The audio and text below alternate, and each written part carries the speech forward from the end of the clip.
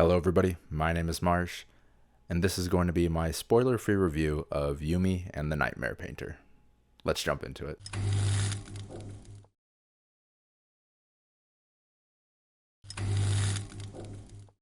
So Yumi and the Nightmare Painter is secret project number 3 by Brandon Sanderson. I'm going to just give the basic premise of what it is. That's not really a spoiler. I won't get into any crazy details. I'll give you my thoughts, what I thought in regards to the inspirations he may have had when writing it, and where I would rank it so far with all the other secret projects.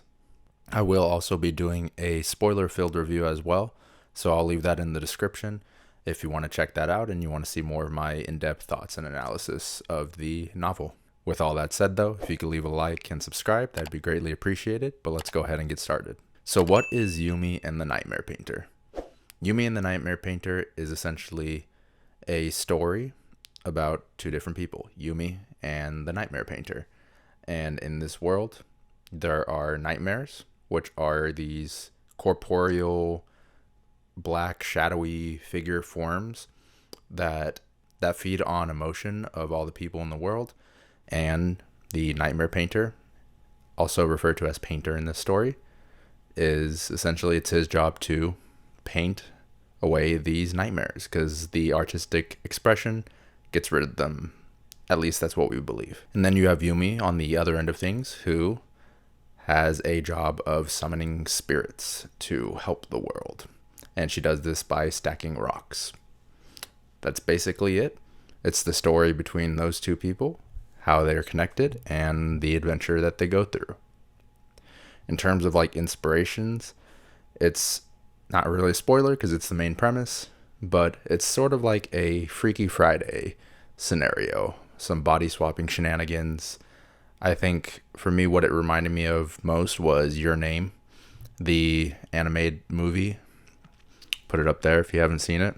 More than Freaky Friday, but that's honestly the biggest inspiration I see is coming from that. And so if you're into some type of like body swapping type of story, then you're definitely going to enjoy this. I will say for people who have been reading the Cosmere and have read a good majority of it, there are definite Cosmere references that you'll get. I personally have read everything except for Elantris and Mistborn Era 2, and so I picked up on a majority of them, and it actually helps with the reading experience to see these and take from it what you will. Outside of the Cosmere, though, I think someone would still enjoy this book even if they haven't read the Cosmere, because when it comes down to it, it's a very good story with good characters. Now, the second secret novel, one of my biggest complaints was in regards to the characters. I never really got a connection to them, and I actually was able to connect with these characters in this book. Specifically, Painter, there were certain things about his trials and tribulations and his life experiences that he's been through that I could relate with personally, which made me really connect with him. And then there was also other thematic themes around Yumi, the other character, that made me connect with her as well. Not as much as Painter, but more I can see where she was coming from and how it relates to the real world and maybe a message that was trying to be said, underlying message.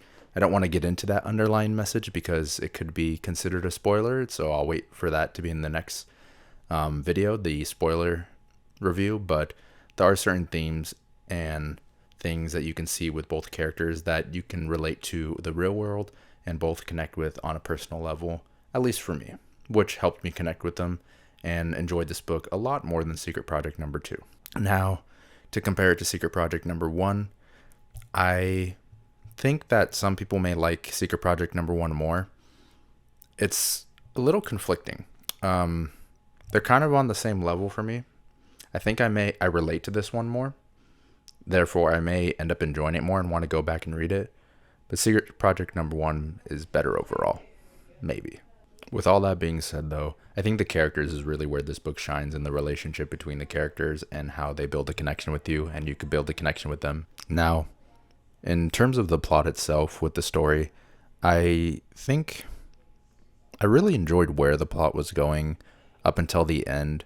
It wasn't necessarily a Deus Ex Machina, but I didn't fully like how it ended or anything like that. I feel like it was explained but I don't think it was the best choice, if that makes sense.